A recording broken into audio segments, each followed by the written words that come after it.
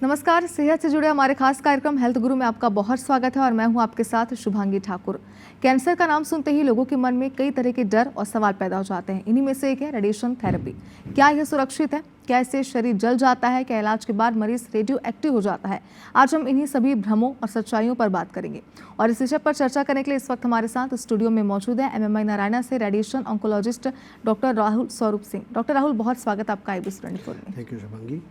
Doctor Rahul, पहले दर्शकों को जरा हम यही समझा देते हैं कि रेडिएशन थेरेपी एक्चुअल में होती क्या है। देखिए, रेडिएशन थेरेपी एक प्रकार की उच्चतम कैंसर ट्रीटमेंट की तकनीक है जिसके द्वारा हम कैंसर सेल्स को रेडिएशन के द्वारा एक्सरे, गामा रेज या फिर प्रोटॉन थेरेपी, आजकल बहुत सारी थेरेपीज पार्टिकल्स आ गए हैं, तो उनके द्वारा स्पेसिफिकली कैंसर सेल्स को हम ख़त्म करते हैं। और इसमें फ़ायदा ये होता है कि जो एक्टिवली डिवाइडिंग कैंसर सेल्स हैं वही जो होते हैं ख़त्म होते हैं और उनके जो सराउंडिंग सेल्स होते हैं, जो नॉर्मल टिश्यूज़ होते हैं, वो अपने आप रेडिएशन के बाद या फिर उसके दौरान वो हील हो जाते हैं। मतलब उन पे बहुत ज़्यादा फ़र्क नहीं पड़ता। जी डॉक्टर राहुल, एक बात ये भी है, रेडिएशन थेरेपी के क्या कोई टाइप्स होते हैं? अगर होते हैं तो उनके बारे में सर बताएं। देखिए, रेडिएशन थेरेपी एक्चुअली दो टाइप से दी जाती है। एक होती है टेलीथेरेपी, जिसे हम शरीर से दूर रख करके देते हैं, जो हम नॉर्मली सुनते आते हैं, IMRT, VMAT वगैरह, तो इसको टेलीथेरेपी बोलते हैं। और दूसरी होती है ब्रेकीथेरेपी। ब्रेकीथेरेपी में हम शरीर जो कैंसर सेल्स हैं, कैंसर सेल्स के कैंसर टिश्यू के बीच में या उसके सरफेस पे रेडियो एक्टिव मटेरियल को रख करके और फिर रेडिएट करते हैं। रेडिएशन जो है उसको अपन 3 तरीके से दे सकते हैं, 3 मोडालिटी में 3 इंडिकेशंस होते हैं। ऐसे इंडिकेशन जहाँ पे हम सर्जरी नहीं कर सकते या फिर कीमो से ख़त्म नहीं कर सकते, तो वहाँ पे हम रेडिकल रेडियोथेरेपी करते हैं। कई बार अकेले करते हैं और कई बार कीमोथेरेपी के साथ करते हैं। और दूसरा तरीका होता है जब हम सर्जरी कर देते हैं, सर्जरी करने के बाद जो माइक्रोस्कोपिक डिजीज़ होती है उसको ख़त्म करने के लिए हम एडजुवेंट फॉर्म पे एडजुवेंट रेडियोथेरेपी देते हैं। और तीसरा होता है आपका जब हम न्यू एडजुवेंट, जब अपना जो मेन ट्रीटमेंट है जैसे सर्जरी है, तो सर्जरी के पहले उसका साइज़ को कम करने के लिए, सर्जरी के लायक बनाने के लिए रेडिएशन या फिर रेडिएशन प्लस कीमोथेरेपी देते हैं। उसे हम न्यू एडजुवेंट थेरेपी बोलते हैं। बिल्कुल। डॉक्टर राहुल, जब किसी भी पेशेंट को ये बताया जाता है या उन्हें पता चलता है कि उन्हें रेडिएशन थेरेपी करानी है, तो एक पहला डर उनके मन में ये आता है कि क्या वो अपनी लाइफस्टाइल में पहले जैसे फिट बैठ पाएंगे, वापस आ पाएंगे, और सबसे इंपॉर्टेंट चीज़ है उन्हें ये डर रहता है कि क्या रेडिएशन पूरी तरीके से निकल पाएगा या फिर नहीं। उन मरीजों को आप क्या कहना चाहेंगे? देखिए, रेडिएशन थेरेपी एक बहुत ही सेफ तरीके की थेरेपी होती है। जब बल्कि ये जगह देखा जाए तो कीमोथेरेपी से ज़्यादा सेफ़ बोल सकते हैं इसको। जो कन्वेंशनल कीमोथेरेपी होती है उससे सेफ़ होती है ये। इसमें ड्यूरिंग रेडिएशन ही है जो थोड़ी बहुत प्रॉब्लम होती है पेशेंट्स को, क्योंकि वो एकदम हाई एनर्जी की एक्सरेज होती हैं जो कि कैंसर सेल्स को मार रही होती हैं। तो उस दौरान जो नॉर्मल सेल्स होते हैं वो अफेक्टेड होते हैं थोड़े से, जिसके कारण से जैसे मुंह का कैंसर हुआ तो उसमें छाले वगैरह हो सकते हैं, या कहीं और पे रेडिएशन दे रहे हैं तो थोड़ा बहुत स्किन चेंजेस वगैरह आ सकते हैं, जो कि दवाइयों द्वारा या फिर नॉर्मल सिम्टोमेटिक मैनेजमेंट से ठीक किए जा सकते हैं। कोई बहुत ज़्यादा साइड इफ़ेक्ट नहीं होता। डॉक्टर राहुल, एक बात ये भी, लेकिन जैसे जब भी अगर बात की जाती है इसकी थेरेपी की, कई लोग इसे कीमोथेरेपी से भी मिलाकर देखते हैं। उन्हें कहीं ना कहीं ऐसा लगता है कि कहीं ये कीमोथेरेपी की तरह होगी, उल्टियाँ होंगी, बाल झड़ने लग जाएंगे। क्या ये भ्रम है या फिर सच्चाई है इसमें? नहीं मैडम, रेडिएशन जो होता है वो सिर्फ हम कैंसर वाली जगह पे देते हैं। उसके अलावा हम पूरे शरीर पे नहीं दे रहे होते हैं, जबकि कीमोथेरेपी पूरे शरीर पे काम कर रही होती है।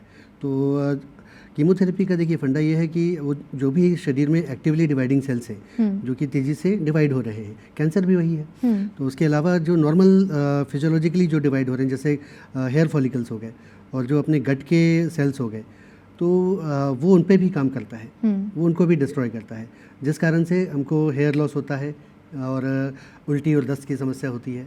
तो ऐसा कीमोथेरेपी में होता है, जबकि रेडिएशन थेरेपी में ऐसा नहीं है, वो तो सिर्फ कैंसर वाली जगह पे दिया जाता है। यानी दोनों में बहुत डिफरेंस है और ये लोगों को समझना बहुत ज़रूरी है। हाँ जी। डॉक्टर राहुल, एक बात ये भी, अगर पुराने समय की हम बात करें तो पहले लोग ये कहते थे कि कहीं ना कहीं रेडिएशन थेरेपी से स्किन जल जाती है, अंदर के जो पार्ट्स होते हैं बॉडी के वो भी कहीं ना कहीं ख़राब हो जाते हैं। ये क्या सिर्फ एक मिथ है या फिर इसमें कुछ डर की बात है लोग? नहीं मैडम, रेडिएशन थेरेपी आज की डेट में इतनी ज़्यादा उन्नत हो चुकी है। जो पहले कभी हम सुना करते थे 20-30 साल पहले, जो कोबाल्ट थेरेपी के एरा का प्रॉब्लम हुआ करता था, जिसमें स्किन डार्कनिंग या स्किन एक्सफोलिएशन होता था, तो वो सारी चीज़ें आज की डेट में तो बिल्कुल नगण्य हैं। मतलब आज हम बहुत ही सटीक ट्रीटमेंट कर रहे हैं, जैसे इसको हम सब मिलीमीटर प्रिसिशन का थेरेपी बोलते हैं। जैसे IMRT हो गया, IGRT हो गया। तो इसमें हम आसपास की जो नॉर्मल कोशिकाएं हैं उनको पूरी तरीके से बचाने की कोशिश करते हैं और सिर्फ कैंसर के सेल्स को मारते हैं। डॉक्टर राहुल, क्या ये अब मान सकते हैं कि आधुनिक तकनीक आने के बाद अब रेडिएशन थेरेपी के लिए लोगों को उतनी डरने की, घबराने की ज़रूरत नहीं है? नहीं मैडम, बिल्कुल भी घबराने की ज़रूरत नहीं है। आज की डेट में कैंसर का ट्रीटमेंट जो है वो एक कॉम्प्रिहेंसिव ट्रीटमेंट है, जिसमें कीमोथेरेपी, सर्जरी और रेडिएशन थेरेपी उसको अपन प्रॉपरली अलाइन करते हैं। और ये कैंसर का ट्रीटमेंट एक दिन का ट्रीटमेंट नहीं है। ये लोगों को समझने की ज़रूरत है कि इसमें 6 महीने, 8 महीने, 1 साल इतना समय लग जाता है पूरा ट्रीटमेंट कंप्लीट होने में। तो रेडिएशन से घबराने की तो बिल्कुल भी ज़रूरत नहीं है। ये एक बहुत ही सेफ़ ट्रीटमेंट है और आज की जो उन्नत मशीनें आ गई हैं और जो मोडालिटीज़ आ गई हैं, तो इसमें हम बहुत ही अच्छा इलाज कर पा रहे हैं और कम से कम साइड इफ़ेक्ट्स में कर पा रहे हैं। तो हम कह सकते हैं कि मेडिकल साइंस ने इतनी तरक्की कर ली है तो कहीं ना कहीं हम लोगों को किसी भी चीज़ से डरने की ज़रूरत नहीं है। बिल्कुल नहीं। डॉक्टर राहुल, एक और मिथ है या फिर मैं कहूँ कि ये सच भी हो सकता है, ये आप ही क्लियर करेंगे हमारे सामने, लेकिन लोगों को लगता है कि अगर डॉक्टर ने, एक्सपर्ट ने उन्हें सजेस्ट कर दिया कि रेडिएशन थेरेपी करानी है, इसका मतलब वो मानते हैं कि कैंसर आखिरी स्टेज में है। क्या ये सही है? नहीं, जैसा अभी मैंने बताया आपको कि हम कीमोथेरेपी, सर्जरी और रेडिएशन थेरेपी को अकॉर्डिंग टू द स्टेज और अकॉर्डिंग टू द टाइप हम प्रॉपरली अलाइन करते हैं कि किसी पेशेंट में, जैसे फॉर एग्जांपल ब्रेस्ट है, CA ब्रेस्ट है, तो अगर वो थोड़ा लोकली एडवांस हो गया है तो उसमें तीनों चीज़ की ज़रूरत पड़ेगी। हम अकॉर्डिंगली उसको प्लान करेंगे according to the biological nature of the tumour. और इसमें हमें surgery followed by radiation followed by chemotherapy या फिर chemotherapy followed by surgery followed by radiation हम डे 1 को ही प्लान करके रख सकते हैं और पेशेंट को हम प्रॉपर बताते हैं कि आपका इस तरीके से ट्रीटमेंट चलेगा। बिल्कुल। डॉक्टर राहुल, जैसे कि अगर किसी भी पेशेंट को अगर बताते हैं डॉक्टर्स को उन्हें कैंसर है तो पहले तो वहीं पे डर जाते हैं, फिर सेकंड जब उन्हें कहा जाता है कि यार रेडिएशन थेरेपी करनी है तो वहाँ पे भी डर जाते हैं, लेकिन अगर ज़्यादा जानकारी उन्हें ना हो तो कई बार वो मशीनों को देखकर भी डर जाते हैं। उन्हें लगता है कि शायद उन्हें ज़्यादा पेन होगा, ज़्यादा दर्द होगा उन्हें। तो उन जो मरीज़ होते हैं उन्हें आप क्या सलाह देते हैं और कैसा महसूस करते हैं, क्योंकि आपने अब तक बहुत सारे पेशेंट के साथ डील किया होगा, कैसा फील होता है? मैम, मैं आपको एक चीज़ बताऊं कि रेडिएशन थेरेपी का उपयोग हम ये पेन को क्योर करने के लिए भी देते हैं पैलेटिव फॉर्म पे। जब मरीज पेशेंट्स का स्टेज बहुत ज़्यादा बढ़ गया होता है, बोनी मेट्स आ गए होते हैं या फिर ऐसी ब्लीडिंग हो रही होती है, सीवियर ब्लीडिंग, तो कुछ इंडिकेशंस ऐसे हैं जहाँ पे हम पेन को रिलीव करने के लिए रेडिएशन को देते हैं और एक सिग्निफिकेंट रिडक्शन ऑफ पेन होता है। अदर देन जो पेन मेडिकेशंस होते हैं, हम रेडिएशन को पेन को एलिवेट करने के लिए भी यूज़ करते हैं। बिल्कुल। तो ये कहीं ना कहीं लोगों को डरने की ज़रूरत इसमें नहीं है, क्योंकि वो पेन होगा ये चीज़ों को लेकर के ज़्यादा धारणा बना लेते हैं और कई बार जानकारी की कमी होती है, शायद यही वजह है। जानकारी की कमी एक मेजर वजह है। डॉक्टर राहुल, रेडिएशन थेरेपी क्या होती है, ये कैसे काम करती है, ये तो आपने बता दिया, लेकिन इसकी इंपॉर्टेंस क्या है? क्योंकि कई बार लोगों को लगता है कि डॉक्टर ही सजेस्ट कर रहे हैं तो क्यों कर रहे हैं, इसकी क्या ज़रूरत है? उन लोगों को ज़रा बताइए कि कितनी इंपॉर्टेंट है। ओके, देखिए, रेडिएशन थेरेपी का कैंसर के ट्रीटमेंट में बहुत ही इम्पोर्टेंट रोल है। कई बार ऑपरेशन होने के बाद जैसा कि रिपोर्ट आती है, उसमें हमें देख करके, रिपोर्ट को देख करके हमको डिसाइड करना होता है कि इसको रेडिएशन दिया जाए। ज़रूरी नहीं है कि हमें हर जगह हर इंडिकेशन पे रेडिएशन दिया जाना है। जब हम ऑपरेट कर रहे होते हैं या फिर जब हम CT स्कैन या फिर बाकी टेस्ट के बाद जब ये डिसाइड किया जाता है कि इसका स्टेज क्या है और इसमें क्या क्या ट्रीटमेंट लगेगा, तब फिर रेडिएशन की उपयोगिता सामने आती है। तो फिर हम पेशेंट को आफ्टर रेडिएशन या बिफोर रेडिएशन, आफ्टर सर्जरी या फिर बिफोर सर्जरी रेडिएशन के बारे में बताते हैं और उसको अपन इंडिकेट करते हैं। तो कैंसर का बहुत ही रेडिएशन का बहुत ही इम्पोर्टेंट रोल है कैंसर के ट्रीटमेंट में। बिल्कुल। डॉक्टर राहुल, कुछ हमारे दर्शक ऐसे होंगे जिन्हें उनके डॉक्टर ने रेडिएशन थेरेपी सजेस्ट की होगी या उन्हें आगे चल के करवानी होगी या फिर वो करवा रहे होंगे, उन्हें आप क्या सलाह देंगे, किन चीज़ों का खास तौर पर उन्हें ध्यान रखना चाहिए, और अगर वो नर्वस हो रहे हैं, डर रहे हैं, तो उस नर्वसनेस को कैसे दूर करेंगे आप? देखिए, रेडिएशन एक बहुत ही सेफ टेक्निक है, इसमें घबराने की तो पहली बात कोई वजह ही नहीं है। रेडिएशन के दौरान कुछ एहतियात होते हैं, कुछ निर्देश दिए जाते हैं जिसको हमें फॉलो करना होता है।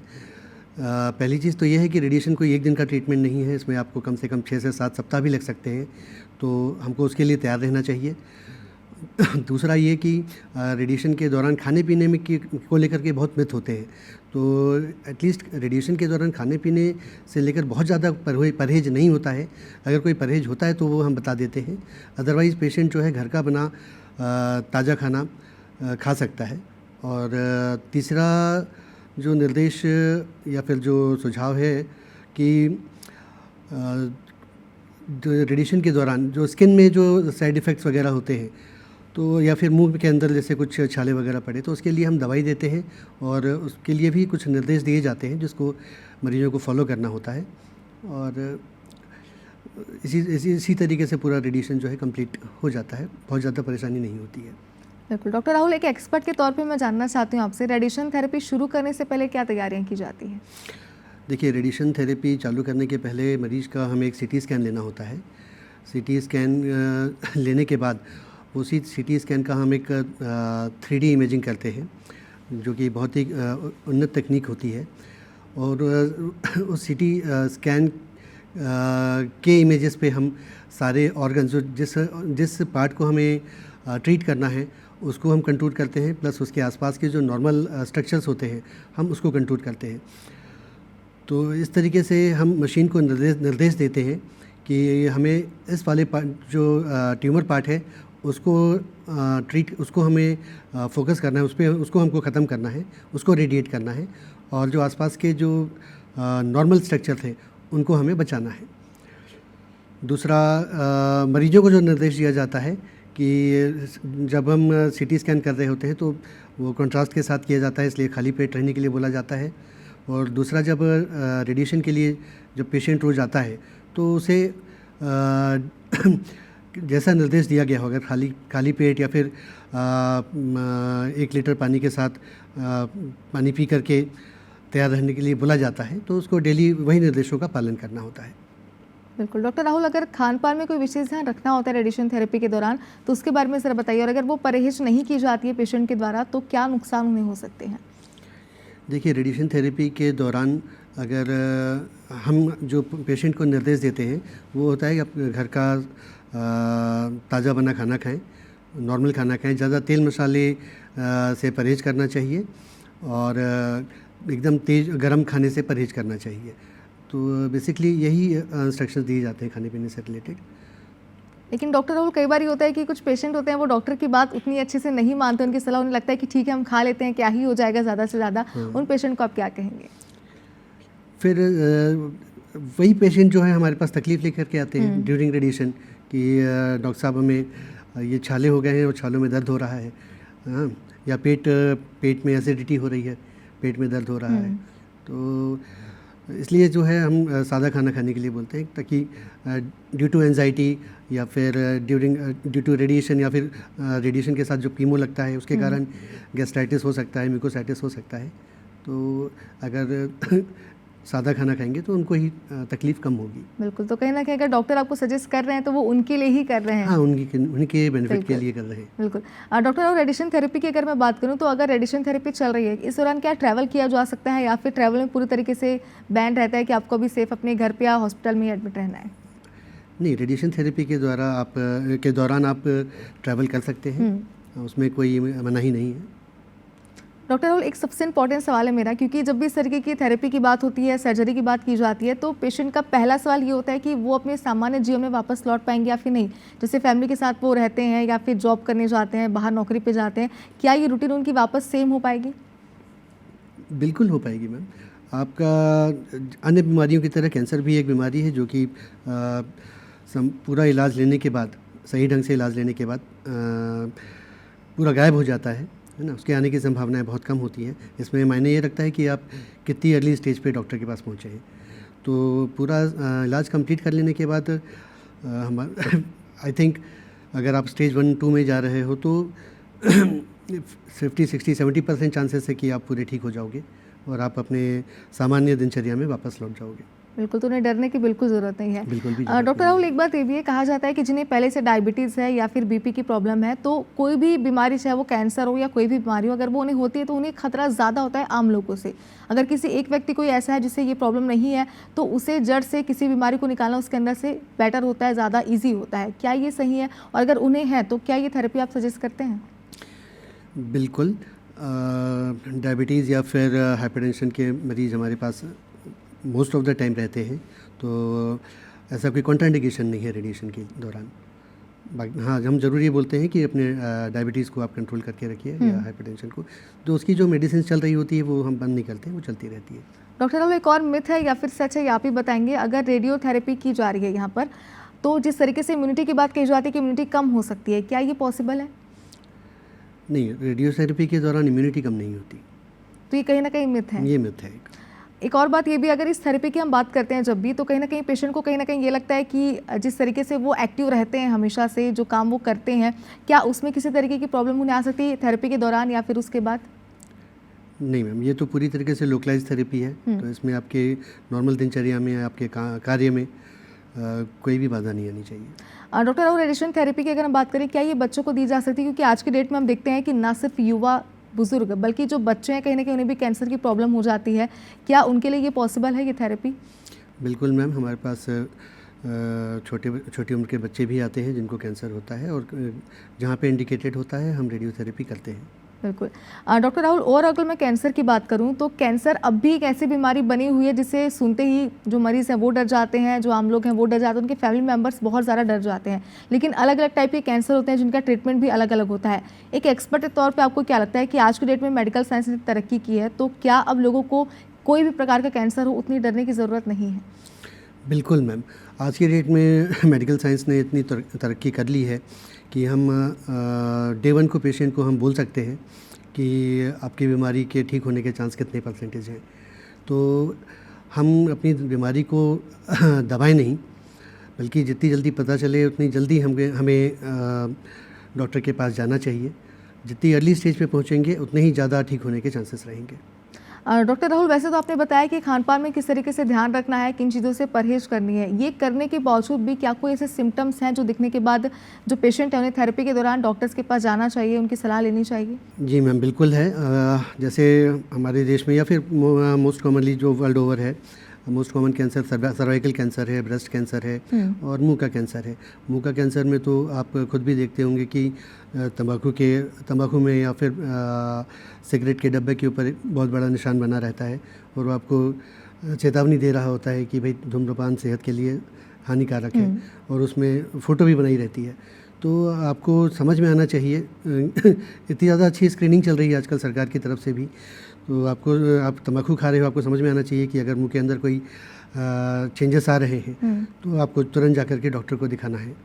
वैसे ही ब्रेस्ट के लिए ये है कि अगर आपको कहीं छोटा सा भी गुठली पता चलता है या लंप पता चलता है तो आपको तुरंत जा कर के डॉक्टर को दिखाना चाहिए, उसकी सलाह लेनी चाहिए।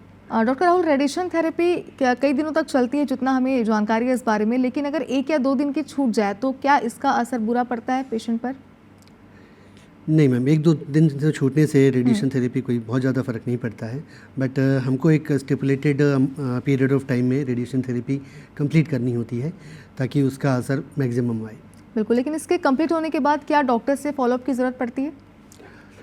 बिल्कुल, रेडिएशन कंप्लीट होने के बाद हम रेडिएशन क्या या पूरा ट्रीटमेंट कंप्लीट होने के बाद हमको बराबर एक फिक्स्ड इंटरवल ऑफ टाइम पे अपने फिजिशियन से मिलने जाना चाहिए, जैसा कि बताया भी निर्देश दिए जाते हैं। और जो नॉर्मल फॉलोअप पीरियड होता है हम लोग 5 साल मानते हैं। 5 साल के बाद फिर हम लोग जो है उसको फिर ईयरली पेशेंट को फॉलोअप पे बुलाते हैं, और 5 साल के बाद एक्चुअली चांसेस होते हैं आने के बहुत कम हो जाते हैं। लेकिन डॉक्टर राहुल, रेडिएशन थेरेपी अगर कंप्लीट हो चुकी है तो क्या इसके बाद पॉसिबल है कि आपको फिर से ये होने का खतरा होता है कैंसर का? देखिए, अगर आपने अर्ली स्टेज में रेडिएशन थेरेपी या कोई भी अपना कैंसर का ट्रीटमेंट अगर आपने लिया है तो उसके वापस आने का चांसेस बहुत कम रहते हैं। और अगर वापस आ भी जाता है तो भी अगर हम तुरंत जाकर अपने फिजिशियन को दिखाते हैं तो उसको फिर से कीमोथेरेपी या रेडिएशन या फिर सर्जरी के द्वारा ठीक किया जा सकता है।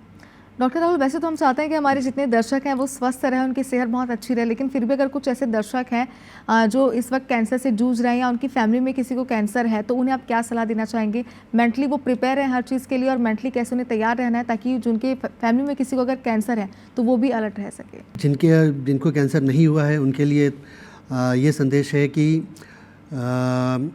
कैंसर एक्चुअली एक खान पान से कैंसर आजकल आज की डेट में क्यों फैल रहा है, ये अपने एक एनवायरमेंटल चेंजेस के कारण, खान पान में चेंजेस के कारण।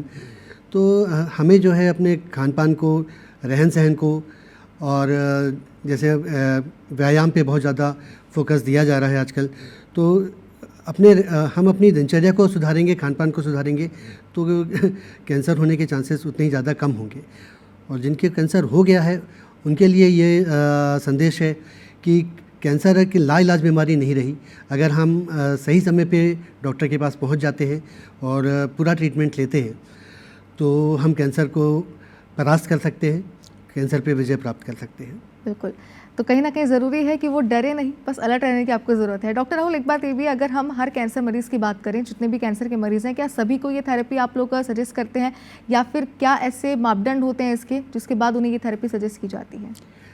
देखिए, रेडिएशन थेरेपी ज़रूरी नहीं है कि सभी कैंसर पे दी जाए, सारे कैंसर पे दी जाए। उसका हर चीज़ का अपना अपना इंडिकेशन होता है। सर्जरी के अपने इंडिकेशंस हैं, कीमोथेरेपी के अपने हैं और रेडिएशन थेरेपी के अपने हैं।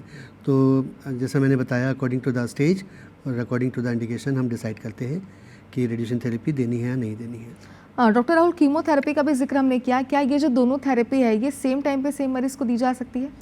जी बिल्कुल। कई बार हम जब रेडिकल ट्रीटमेंट कर रहे होते हैं, यानी डायरेक्ट रेडिएशन से ट्रीटमेंट कर रहे होते हैं जहाँ पे सर्जरी नहीं कर सकते, जैसे कि वोकल कॉर्ड का ट्रीटमेंट हो गया या फिर गले में किसी भी अंग का कैंसर हो गया, उसका ट्रीटमेंट चल रहा है, तो उसमें हम रेडियोथेरेपी की इफेक्टिविटी को बढ़ाने के लिए साथ में लो डोज का कीमोथेरेपी ऐड करते हैं।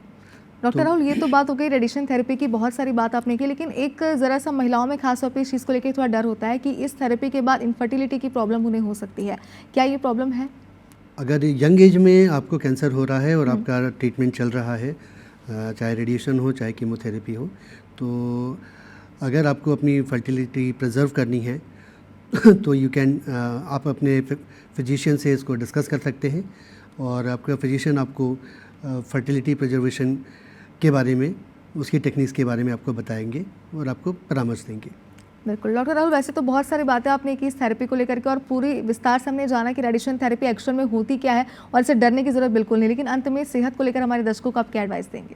कैंसर से रिलेटेड जो एडवाइस है वो यही है कि कैंसर बहुत तेज़ी से फैल रहा है, ये तो जग जाहिर है। अब इसमें अगर हम कुछ